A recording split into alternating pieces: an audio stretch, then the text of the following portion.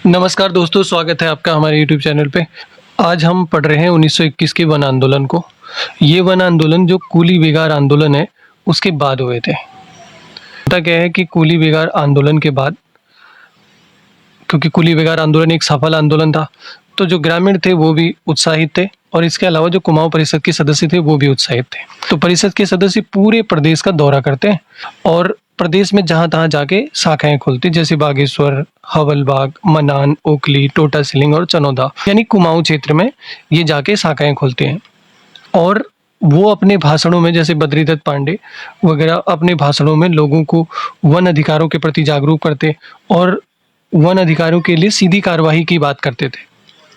वो अपने भाषणों में इन शब्दों का उपयोग करते थे कि वन उत्पादों को बेचने वाली सरकार को वास्तविक सरकार नहीं कहा जा सकता, ये बनी की सरकार है। इस प्रकार अब इन सभाओं से और लोगों की जागरूकता का परिणाम क्या हुआ कि ग्रामीणों को वन अधिकार के प्रति जागरूकता फैली। उनको पता चला कि जो फॉरेस्ट हैं वो हमारे हैं और इसमें हमारा राइट्स होना चाहिए। वनों पर सरकारी नियंत्रण के विरुद्ध जनचेतना और संगठन को बल मिलता है।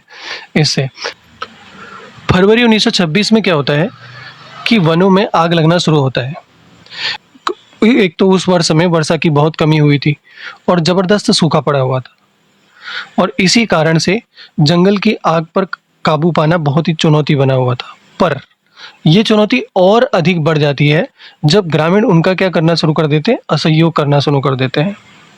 जो संरक्षणवाद की नीति थी, इसके विरुद्ध जो कुमाऊं परिषद के सदस्य जैसे बद्रीदत्त पांडे वगैरह, वो सभाओं में जाके अपने भाषणों में कहा करते थे कि पहले जो जंगलों में आग लगती थी तो बड़ी मात्रा में आग समाप्त होने के बाद जो बड़ी मात्रा में जो घास है उसकी पैदावार होती थी, जिससे गाय भैंस को ज़्यादा मात्रा में घास मिलता और उनसे हमको दूध मिलता था और जिससे खूब सारा घी होता था।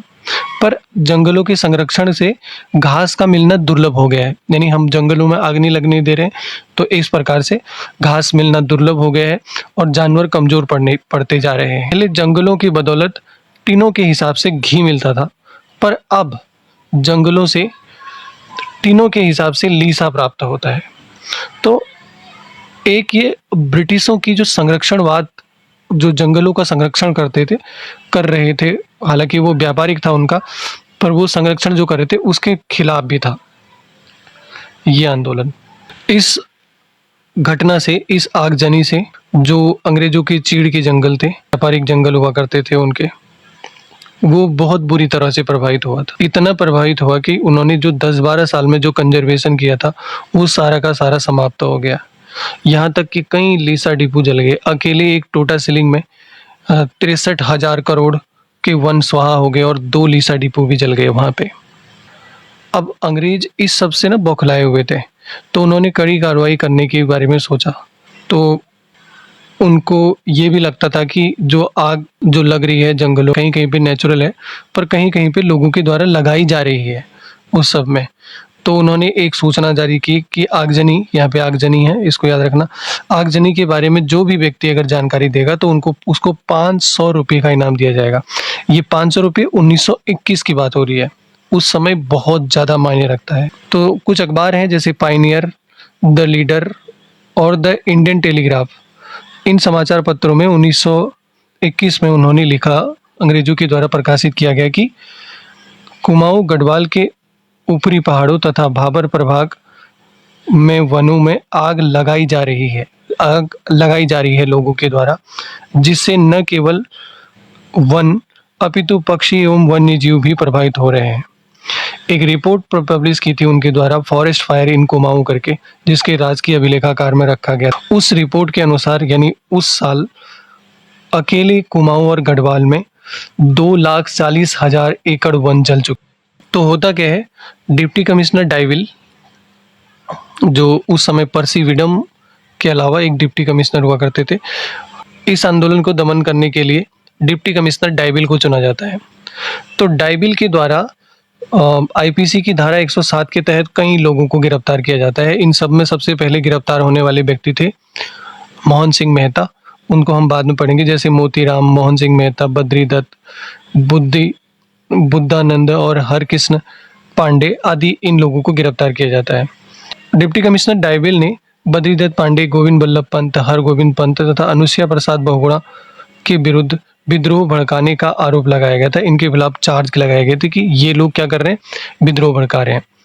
और उनका मानना था, यानी डाइबिल का मानना था, जो बद्रीदत्त पांडे है उनकी स्वामी सत्यदेव के साथ जो निकटता है, इस पर भी आपत्ति जताई थी उन्होंने, क्योंकि उनका मानना था कि जो स्वामी सत्यदेव हैं उनके द्वारा अल्मोड़ा में कई जगहों पर आगजनी कराई गई है।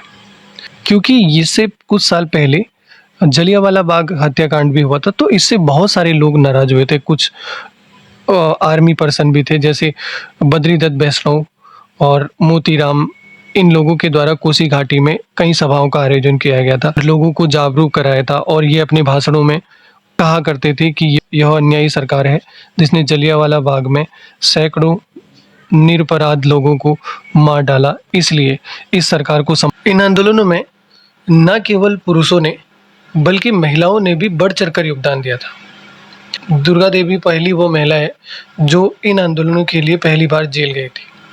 उनके बारे में कहा जाता है उत्तराखंड की पहली महिला है जो क्षेत्रीय आंदोलन के लिए गिरफ्तार किया गया था। दुर्गा देवी सोमेश्वर क्षेत्र से थी।